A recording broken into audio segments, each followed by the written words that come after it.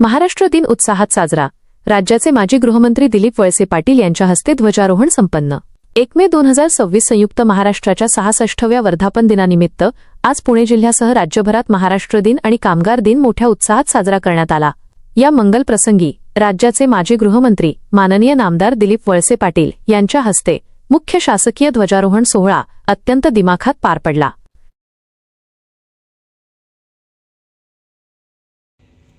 उपस्थित नागरिक बंधू भगिनी, सर्व सन्माननीय पदाधिकारी, सर्व सन्माननीय अधिकारी, बंधू आणि भगिनी, आज 1 मे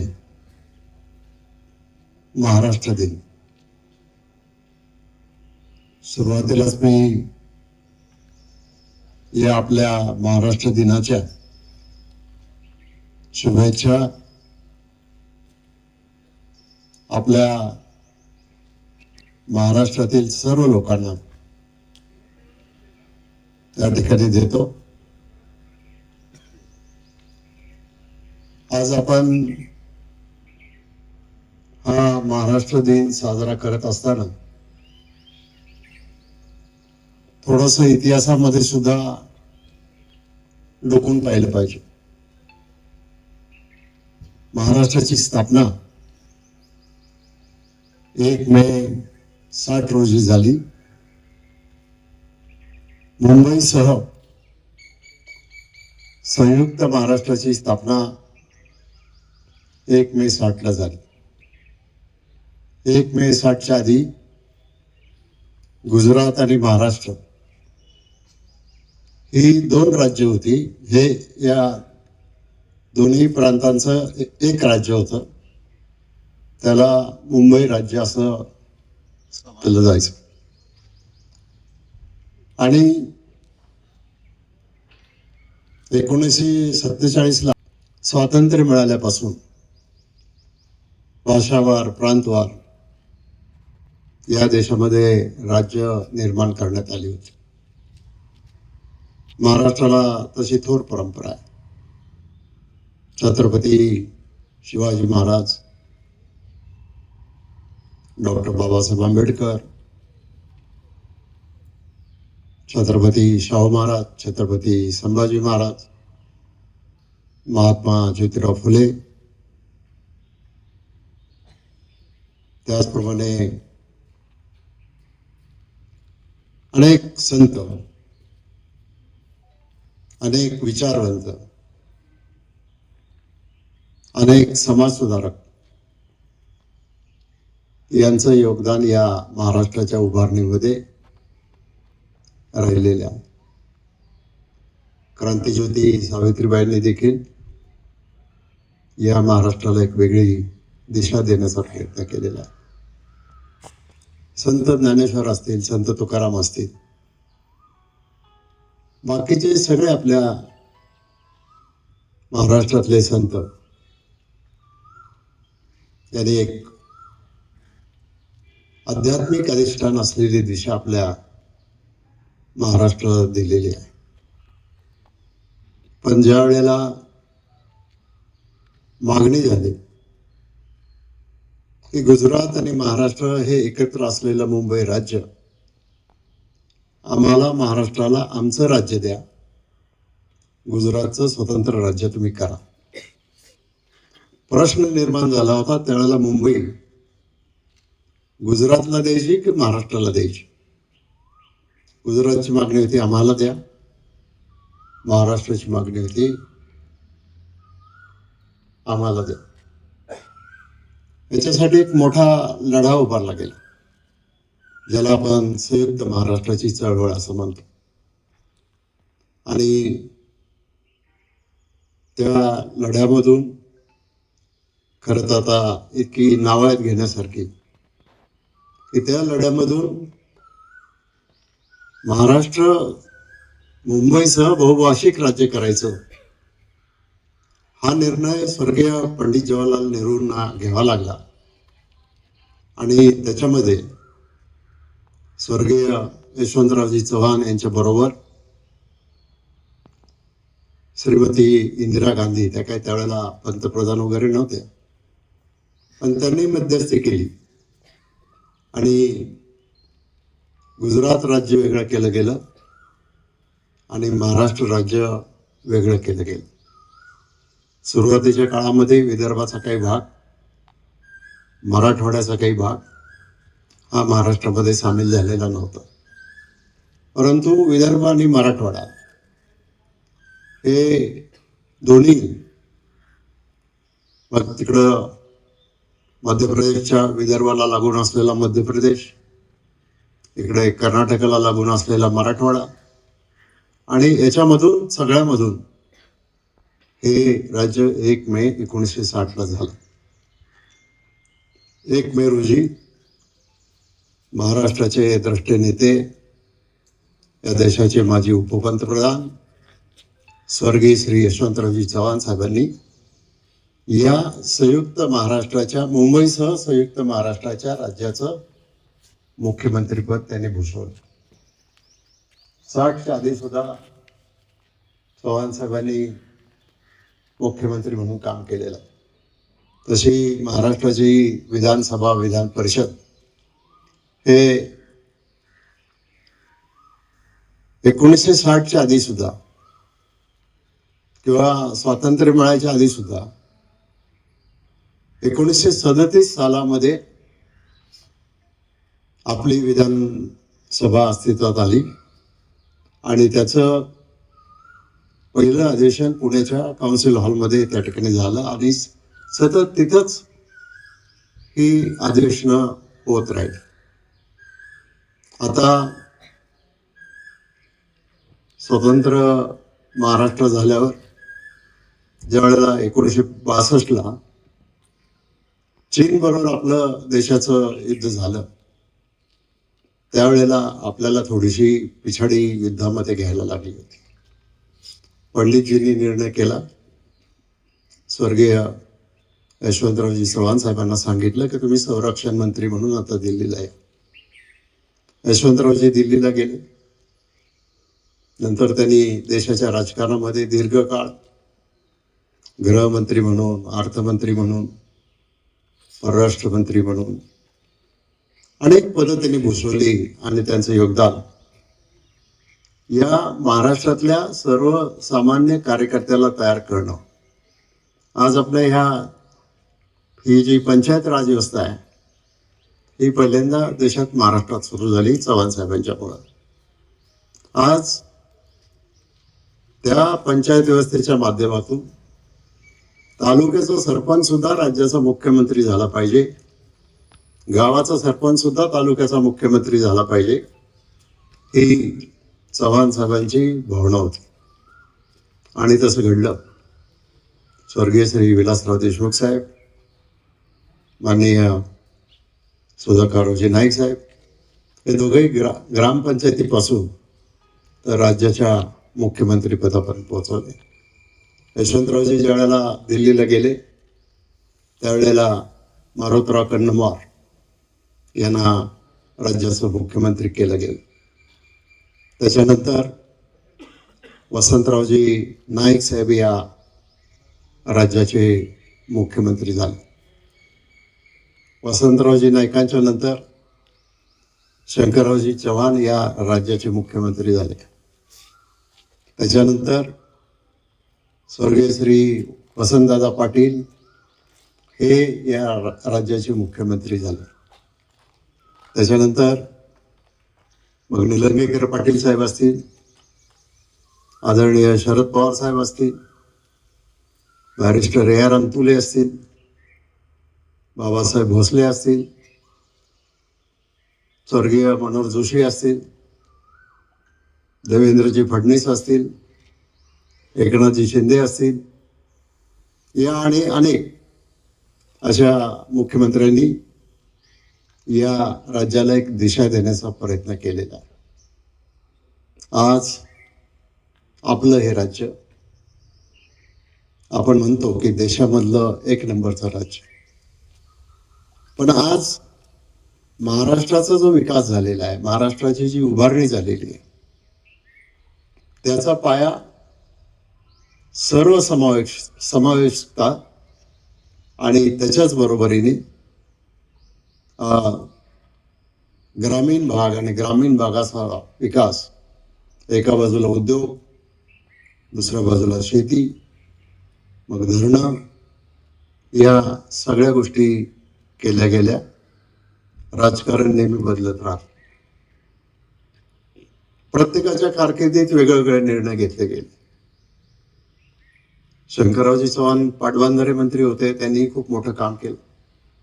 आणि पवार साहेबांनी सुद्धा पहिल्यांदा महाराष्ट्रामध्ये महिलांचं आरक्षण लागू करायचा निर्णय 33% हा शरद पवार साहेब मुख्यमंत्री असताना झाला. त्याचबरोबर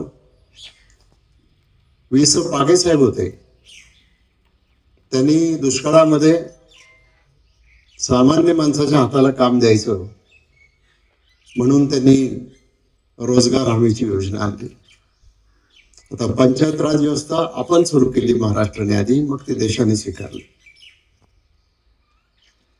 रोजगार हमीची योजना महाराष्ट्राने सुरू केली, ती देशाने स्वीकारली. आज असे अनेक कायदे आहेत की जे कायदे महाराष्ट्राने केल्याच्या नंतर देश पातळीवर त्याची दखल घ्यावी लागली. आणि देश पातळीवर दखल घेत असताना महाराष्ट्राने देशाला सुद्धा अनेक रत्न दिली. त्याच्यामध्ये शिवराज पाटील साहेब लोकसभेचे अध्यक्ष राहिले, त्याच्याचबरोबर मनोहर जोशी साहेब लोकसभेचे अध्यक्ष राहिले. आधी पण मला वाटतं, मला आता नाव लगेच आठवेना, राष्ट्राची लॉबी.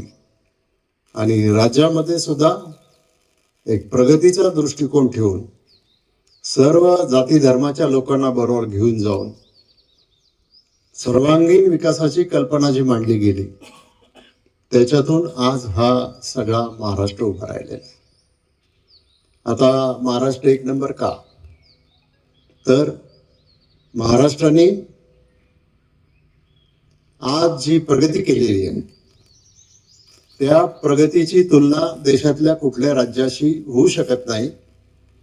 महाराष्ट्राचीच तुलना जर करायची असेल तर ती जर्मनीच्या देशाबरोबर केली पाहिजे. जर्मनीची जी आर्थिक गडी आहे तीच, म्हणजे जर्मनीमध्ये किती 8 कोटी लोक राहतात, महाराष्ट्रामध्ये आपल्या 12 कोटी लोक राहतात. पण बाकीच्या सगळ्या पॅरामीटर्समध्ये महाराष्ट्र जरी या सगळ्या विकसित देशांच्या बरोबर जरी जाऊन पोहोचलेला असला तरी सुद्धा आज जर्मनीचं आर्थिक क्षमता जी आहे ती महाराष्ट्राच्या खूप पुढे आहे. जवळपास $3 ट्रिलियन आसपास आहे. आपण अजून $1 ट्रिलियन पर्यंत सुद्धा पोहोचलो नाही. आताच्या सरकारने आपलं $5 ट्रिलियन पर्यंत महाराष्ट्राची अर्थव्यवस्था घेऊन जाण्याचं धोरण त्या ठिकाणी स्वीकारलेलं आहे. आज शाळांमध्ये शिक्षण दिलं जातं. यशवंतराव चव्हाण साहेबांची दृष्टी बघा. आज कुठलाही तुम्हाला परवाना पाहिजे असेल तो तहसीलदार देईल, BDO देईल, शासकीय अधिकारी देतील. पण शाळेत जाणाऱ्या विद्यार्थ्यांना ABCचा दाखला पाहिजे असेल तर त्याचा अधिकार अधिकाऱ्यांच्या हातात ठेवला नाही, त्याचा अधिकार गावच्या सरपंचाला दिलेला आहे. शुद्ध हेतू हाच आहे की दाखला नसल्यामुळं कोणाचंही शिक्षण त्या ठिकाणी अडलं नाही पाहिजे. एखाद्या सरपंचाकडून कदाचित होईल चूक, पण आजपर्यंत तरी महाराष्ट्र निर्माण झाल्यापासून कुठल्याही सरपंचाला याच्या खाली चुकीच्या मध्ये काही शिक्षा कुठं झालेली नाही आणि ते होणं पण अभिप्रेत नाही आहे. आज या सगळ्या गोष्टी आपल्या समोर आहेत. आज मोठ्या प्रमाणामध्ये पायाभूत सुविधांची निर्मिती चालू आहे. विजेच्या बाबतीमध्ये आपण स्वयंपूर्ण राज्य करण्याच्या दिशेने, आरोग्याच्या दिशेने सुद्धा आपलं राज्य पुढे जाण्याच्या दिशेने प्रयत्न करत आहे. महाराष्ट्रातली ही सहकारी चळवळ आहे. साखर कारखाने असतील, सूतगिरण्या असतील किंवा गावची विविध कार्यकारी सोसायटी असेल, जिल्हा बँका असतील, या सगळ्या संस्थांना सरकारी पाठिंबा देऊन त्याच्यामधून हा सहकार आणि सहकाराच्या माध्यमातून ग्रामीण व्यवस्था निर्माण करण्याचं स्वप्न जे स्वर्गीय यशवंतराव चव्हाण साहेबांनी पाहिलं होतं ते आज आपल्याला त्या ठिकाणी खरं होताना दिसत आहे. अनेक चांगले पोलीस अधिकारी, अनेक चांगले IAS अधिकारी हे या महाराष्ट्रातून दिल्लीला जाऊन तिथे सुद्धा त्यांनी महत्वाच्या जबाबदाऱ्या देशाच्या सरकारमध्ये भूषवलेल्या आहेत. पवार साहेब ज्यावेळेला दिल्लीला होते कृषी मंत्री म्हणून, तेव्हा या देशाचं कृषी क्षेत्र एका वेगळ्या दिशेने घेऊन जायचं. आजची जी रोजगार आपली फलोत्पादनची जी योजना आहे ही पवार साहेबांच्याच दृष्टीमधून आलेली योजना आहे. भले तुम्ही रोजगार हमीचे पैसे खर्च करा, पण शेतकऱ्याच्या शेतामध्ये फलोत्पादन त्या ठिकाणी झालं पाहिजे. कारण सगळेच शेतकरी काही 12 महिने पाण्यावाले नाही आहेत, सगळ्यांनाच काही मोठी मोठी शेती नाही आहे. त्यामुळे सामान्य माणसाला सुद्धा या सगळ्या गोष्टी त्यांचा लाभ मिळाला पाहिजे, त्यांची उदरनिर्वाह झाला पाहिजे. या सगळ्या गोष्टी आहेत. आज शिक्षणाच्या क्षेत्रामध्ये आपण राज्यामध्ये मोठं काम करतो आणि हे सगळं काम करत असताना ज्या वेळेला मोठा लढा झाला 1957 साली स्वतंत्र महाराष्ट्राच्या निर्मितीचा, त्यावेळेला मोठं आंदोलन झालं. मग त्याच्यामध्ये आचार्य अत्रे साहेब वगैरे वगैरे, SM जोशी साहेब, असे सगळे दिग्गज नेते हे या बाजूने होते. आणि ते आंदोलन नंतर इतकं पेटलं की मुंबईचं जे हुतात्मा चौक आहे तिथं तत्कालीन सरकारने गोळीबार केला आणि स्वतंत्र महाराष्ट्र झाला पाहिजे याच्यासाठी 106 हुतात्म्यांचं बलिदान झालं पोलिसांच्या गोळीने. त्या सर्व हुतात्म्यांची आपण आठवण ठेवली पाहिजे, त्यांच्या चरणी लीन आपण झालं पाहिजे आणि त्यांना आपण सगळेजण मिळून अभिवादन करूया. पुढं जायचं आपल्याला. आज सामान्य माणसाला उभं करायचं. शिक्षणाच्या सुविधा इतक्या झाल्या, पण परवाच आमच्या एक रिपोर्ट आला.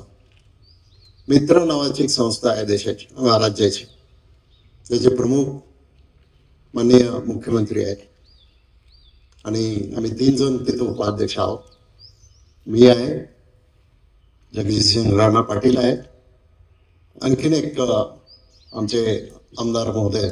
या मित्रावर आम्ही उपाध्यक्ष म्हणून काम करतो. या मित्राचं काम हेच आहे की सरकारने कुठल्या योजना राबवल्या पाहिजे, कुठल्या दिशेने गेलं पाहिजे, कुठल्या दिशेला आपण कमी पडतोय हे दाखवून द्यायचं. आता आपण नेहमी म्हणतो या भागाचा विकास झाला पाहिजे, त्या भागाचा विकास झाला पाहिजे, परंतु मी अर्थमंत्री असल्यापासून आणि त्याच्या आधीपासून सुद्धा मी महाराष्ट्राच्या विधानसभेमध्ये अनेक वेळेला ही भूमिका मांडलेली आहे, रेकॉर्डवर आहे तिथे, की आपण जो एखाद्या भागाचं मागासलेपण काढतो, ते मागासलेपण ज्याला काय म्हणतो आपण बॅकवर्डनेस, तो बॅकवर्डनेस काढण्याच्या दृष्टिकोनातून आज आपल्याकडे जी सिस्टीम आहे त्या सिस्टीम मध्ये आपण कुठला जिल्हा पुढे आहे आणि कुठला जिल्हा मागे आहे अशा पद्धतीनं रिपोर्ट तयार झाल्याच्या नंतर त्याच्या आधारे राज्याचा अर्थसंकल्प तयार केला जातो. मला 1 वर्ष अर्थमंत्री म्हणून काम करायची संधी मिळाली आणि माझा पहिल्यापासूनचा हट्ट आहे की बॅकवर्डनेस जर तुम्हाला काढायचा असेल तर जिल्ह्याचा बॅकवर्डनेस काढून चालणार नाही, तर प्रत्येक तालुक्याचा बॅकवर्डनेस काढला पाहिजे. आणि जे तालुके खरंच जे काही पॅरामीटर्स असतील त्या पॅरामीटर्समध्ये जर मागे असतील तर त्यांना स्पेशल फंडिंग करून त्यांना निदान इतरांच्या बरोबरीने तरी त्या ठिकाणी आणलं पाहिजे. ही भूमिका घेऊन महाराष्ट्राला आता पुढे जायचंय. आज महाराष्ट्राबद्दलचं आकर्षण लोकांचं, जगातल्या लोकांचं एवढं आहे. मुंबईसारखी कॅपिटल, आज सगळे जगातले लोक मुंबईला येऊ इच्छितात. चांगले कायदे, चांगल्या सुविधा, चांगल्या गव्हर्नमेंट पॉलिसीज आहेत. त्याच्यामुळं आपल्याला जास्त पसंती महाराष्ट्राला हे उद्योग क्षेत्रातले लोक सुद्धा देतात. आता प्रश्न हे मोठा विषय हा, एकेका मुद्द्यावर त्याच्याशी चर्चा करून, नोंद करून आपण कुठं नक्की कमी पडतोय हे आपण पाहिलं पाहिजे. आज आमच्या मित्र कमिटीने जो रिपोर्ट दिला मुख्यमंत्र्यांना, त्याच्यामध्ये महाराष्ट्रातले 166 तालुके बॅकवर्ड आहेत. बॅकवर्ड हा शब्द नाहीच आहे खरा, आकांक्षित ज्याला आपण म्हणतो. आणि केंद्र सरकारने आता एक धोरण घेतलेलं आहे की या आकांक्षित तालुक्यांना ज्या पॅरामीटरवर मागे आहे त्यांना थेट केंद्र सरकार फंडिंग करणार आहे. आणि त्या फंडिंगच्या माध्यमातून त्या भागाचं, त्या क्षेत्रातलं जे काही त्रुटी आहेत, कमीपणा आहे, तर त्या भरून काढण्याच्या दृष्टिकोनातून केंद्र सरकार फंडिंग करणार आहे आणि केंद्र सरकारच त्याच्यावर सुपरविजन सुद्धा करणार आहे. तरी राज्याचं गव्हर्नमेंट जरी असलं तरी ते त्या ठिकाणी होणार आहे. आता आपला तालुक्यापुरता विचार करायचा ठरला तर आज आपण मागे कुठे दिसतो. आज शिक्षणाच्या सुविधा भरपूर आपण निर्माण केल्या. म्हणजे गव्हर्नमेंट इंजिनिअरिंग कॉलेज पासून, पॉलिटेक्निक पासून, ITI पासून, परत आदिवासी भागासाठी आश्रमशाळा, इंग्लिश मिडियमची निवासी शाळा, समाज कल्याणची एक आश्रमशाळा पेटला जी आपण उभी केली. तर हे सगळं उभं राहिलं इन्फ्रास्ट्रक्चर. पण आता प्रशासनाची जबाबदारी आहे की या मित्र कमिटीच्या रिपोर्टमध्ये आपण मागे कुठं आहोत, तर आपला जो शिक्षणाचा दर्जा जो आहे ना, तो दर्जा सुधारण्याच्या दृष्टिकोनातून आपल्याला या पुढच्या काळामध्ये योजना तयार करून, मग तो आदिवासी विभागातर्फे चालवलेल्या संस्था असतील, नाहीतर जिल्हा परिषदच्या शाळा असतील, हायस्कूल असतील, कॉलेज असतील, नर्सरी असतील, हे एक धोरण आपल्याला हाताशी घ्यावं लागणार. मित्र कमिटीच्या रिपोर्टमध्ये दुसरा एक जो आपण ऑब्झर्वेशन त्या ठिकाणी फाइंड आउट केलेलं आहे, तर त्याच्यामध्ये आरोग्य सुविधा आपल्याकडे भरपूर झालेल्या आहेत. म्हणजे उपजिल्हा रुग्णालय झाले, आता 100 बेड्स होतं, आणखी 200 बेडचं काम चालू आहे. इथं आपण तळेघरला अरेंज केलेलं आहे, घोडेगावला अरेंज आहे, आपल्या मतदारसंघामध्ये आणखीन पापडला एक आणि मला वाटतं मलटणला एक, अशी आपण केलेली. आरोग्य केंद्र पण आपल्याकडे आहे, उपकेंद्र पण आपल्याकडे आहे, सुविधा निर्माण केल्यात. पण आपल्याला याचं आत्मचिंतन करायची गरज आहे की या केलेल्या सुविधांच्या माध्यमातून खऱ्या अर्थाने दर्जेदार शिक्षण आपण देऊ, दर्जेदार सेवा आपण देऊ शकतो का, याचा अभ्यास शिक्षण अधिकाऱ्यांनी केला पाहिजे. तहसीलदार, प्रांत, अमके तमके सगळे तालुक्याचे अधिकारी त्यांनी बसून केला पाहिजे. कसं याला पुढे न्यायचं, दर्जा कसा वाढवायचा. मग शिक्षणाचा दर्जा असेल, आरोग्य सुविधांचा दर्जा असेल, पायाभूत सुविधांचा दर्जा असेल, हा सगळा दर्जा वाढवण्याच्या दृष्टिकोनातून मग पंचायत समिती असेल, जिल्हा परिषद असेल, सरकारी अधिकारी असतील आणि राज्याच्या विधानसभेमध्ये किंवा सरकारमध्ये त्याच्यासाठी लागणारं फंडिंग आणि त्याच्यासाठी लागणाऱ्या गोष्टी या माझ्यासारखा कार्यकर्ता गेल्या 35-36 वर्षापासून किंवा त्याच्या आधीपासून सुद्धा माझ्यासारखा कार्यकर्ता काम करतो. त्यामुळं विनाकारण आपल्या म्हणजे ज्यांना ते समजत नाही, उलट मित्रा कमिटीमध्ये आकांक्षित तालुक्यांमध्ये आपलं नाव आल्यामुळं आपल्या तालुक्याला आता थेट केंद्रातून पैसे मिळणार आहेत आणि अधिकाधिक आपल्याला त्याच्यामध्ये आपल्या भागामध्ये सुविधा निर्माण करण्यामध्ये यश येणार आहे. अशा अनेक गोष्टी आहेत. आदिवासींच्यासाठी आम्ही आश्रमशाळा काढल्या, पण त्या आश्रमशाळांचा शिक्षणाचा दर्जा, तिथल्या सुविधा, या सगळ्या गोष्टींच्याकडे एक वेगळं लक्ष देण्याची गरज आहे. आणि मी आज नाही बोलत, पण आपण ज्या वेळेला समन्वय समितीची मीटिंग घेतली, त्या समन्वय समितीच्या मीटिंगमध्ये मी हेच सांगितलं होतं की आता आंबेगावच्या प्रशासनासमोर किंवा सगळ्याच राज्यातल्या प्रशासनासमोर जो एक मुख्य मुद्दा आहे तो म्हणजे कुपोषण. कुपोषण हे काय फक्त आदिवासी भागातच होतं असं नाही. कुपोषण तुमच्या माझ्या घरात सुद्धा असू शकतं. आई कुपोषित राहिली तर बाळ पण कुपोषित होतं. मग बाळाचं कुपोषण कमी करायचं असेल, आई सुदृढ पाहिजे, लहान वयात लग्न होता कामा नये, ती लग्नाला वयानुसार तयार असल्याशिवाय तिच्यावर लग्न लागता कामा नये. आणि हा कुपोषणाचा सगळ्यात प्राधान्याचा जो आयटम आहे किंवा प्राधान्याची जी आपली पिन पॉइंट ज्याला आपण केलेलं आहे. मी कुपोषणावर काय आज पहिल्यांदाच बोलतो असं नाही.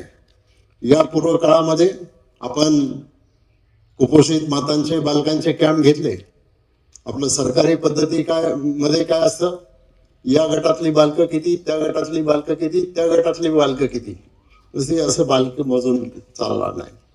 त्या फॅमिलीजला त्यांना बाळाला पण भरती केली. नुसतंच गोडेगावलाच कॅम्प घेतला होता. त्या बाळाच्या बरोबर त्याची आई जर तिथे राहिली तर तिचं सुद्धा जेवणाचा खाण्याचा खर्च हा सरकारच्या तर्फे केला जातो. असे कॅम्प्स अधिकाधिक आपल्याला करायला पाहिजे. आता 2027 मध्ये कुंभ होतोय. त्या कुंभाच्या माध्यमातून अनेक प्रकारच्या सुविधांचा आराखडा आपल्या जिल्हाधिकाऱ्यांच्या नेतृत्वाखाली केलेला आहे. मुख्यमंत्री स्वतः लक्ष देत आहेत. मी पण वारंवार त्याच्या मिटिंगा घेतोय. आणि हे दमलेकर बाळांनो, झालं आता 2च मिनिटं, जास्त नाही, त्याला ऊन लागलाच.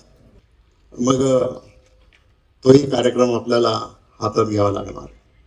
कुपोषणाचा मुद्दा सगळ्यात टॉप प्रायोरिटीवर, दर्जाचा मुद्दा.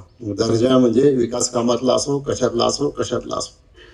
मी आज तुम्हाला प्रशासनाला जेवढे मुद्दे आहेत त्या मुद्द्यांवर मी तुम्हाला एक टिप्पणी देणार आहे. त्या टिप्पणीच्या आधारे तुम्ही त्या विभागामध्ये, समजा आता महिला आणि बालकल्याण असेल, जिल्हा परिषदचं शिक्षण असेल, वीज मंडळाचं असेल किंवा आणखी कुठले जेवढे आपण विषयावर चर्चा करतो त्या सगळ्या विषयाच्या संदर्भामध्ये आपल्याला आज एक संकल्प करायचा. ठीक आहे, महाराष्ट्र राज्य जर्मनीच्या बरोबर जाईल, पण फक्त पुणे मुंबई जाऊन चालणार नाही. तर आपल्याला त्या ठिकाणी तालुका सुद्धा गेला पाहिजे. आपल्या तालुक्यातला डोंगरी भाग गेला पाहिजे. आपल्या तालुक्यातला मागास भाग गेला पाहिजे. त्याच्यावर आपली उपाययोजना झाली पाहिजे आणि त्याच्यासाठी आपण काम केलं पाहिजे. हे अशा काही गोष्टी आज पुढे जात आहेत. आणि शेवटचाच मुद्दा सांगतो, आपण ही सगळी ओव्हरऑल डेव्हलपमेंट करत असताना आजकाल मला जे बघायला मिळते, समाजामध्ये, जातीमध्ये, धर्मांमध्ये एक अंतर पडत चाललेलं आहे. कुठेतरी असुरक्षतेची भावना काही वर्गांच्या मध्ये झालेली आहे. आपल्याला लोकशाहीचं संवर्धन करायचं. आपल्याला शाहू फुले आंबेडकरांची विचारधारा पुढे घेऊन जायचंय. आपल्याला चव्हाण साहेबांचा विकासाचा दृष्टिकोन पुढे घेऊन जायचा. आपल्याला शरद पवार साहेबांनी ज्या गोष्टी दिल्या त्याच्या संदर्भामध्ये पुढे घेऊन जायचं. सगळ्या पक्षाच्या वेगळ्या कल्पना आहेत, पण आपण राज्यकर्ते म्हणून आपण हे सगळं काम केलं पाहिजे. हाच संदेश आजच्या नंतर मी आपल्याला देतो. आणि आंबेगाव तालुका सर्व दृष्टीने राज्यामधला 1 नंबरचा तालुका झाला पाहिजे आणि त्याच्यासाठी आज आपण सगळेजण प्रतिज्ञा करूया.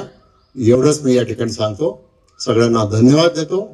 पुन्हा एकदा महाराष्ट्र दिनाच्या आणि एक मुद्दा राहिला, आपण जसा आज महाराष्ट्र दिन साजरा करतो तसाच आज कामगार दिन सुद्धा साजरा केला जातो. 1 मेला महाराष्ट्र झाल्यानंतर ज्या या स्वातंत्र्य म्हणजे महाराष्ट्राच्या निर्मितीच्या लढ्यामध्ये मुंबईला गिरणी कामगार असणाऱ्या अनेक लोकांनी त्यांनी सुद्धा आपल्या प्राणांचं बलिदान दिलेलं आहे. त्यामुळं त्या हुतात्म्यांना सुद्धा मी अभिवादन करतो आणि आपण सगळेजण उपस्थित राहिला. तालुक्यातल्या, जिल्ह्यातल्या आणि राज्यातल्या सर्व जनतेला महाराष्ट्र दिनाच्या आणि कामगार दिनाच्या शुभेच्छा देतो आणि या ठिकाणी थांबतो. धन्यवाद. जय महाराष्ट्र.